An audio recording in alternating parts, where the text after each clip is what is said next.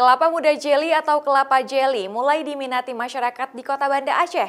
Salah satu rumah produksi di kawasan Punge Banda Aceh saat ini setiap harinya mampu menghabiskan 300 kelapa muda untuk diolah menjadi kelapa jelly. Kemudian baru dipasarkan ke pasaran. Setiap harinya, kelapa muda yang didatangkan dari kawasan Banda Aceh dan Aceh Besar ini dijadikan bahan baku utama pengolahan kelapa jelly. Kemudian kelapa dikupas bagian luarnya, lalu direndam agar tidak menguning untuk lebih menarik perhatian masyarakat saat dipasarkan.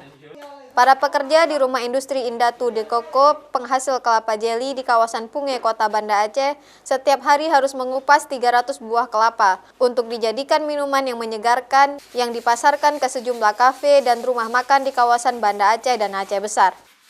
Usaha De Coco sudah dijalaninya sejak tahun 2016 dan saat ini ada sejumlah outlet yang dimilikinya, yaitu di Banda Aceh, Kota Sabang, dan Samarinda, Kalimantan Timur.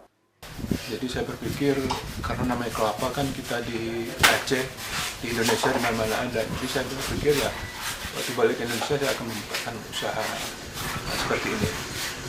Selain itu, minuman kelapa jelly tersebut tidak terlalu sulit dalam pengolahannya karena bahan baku yang dibutuhkan merupakan sumber daya alam yang banyak di Aceh.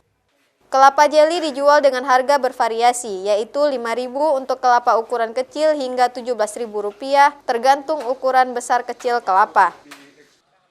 Syahril, Kompas TV, Banda Aceh.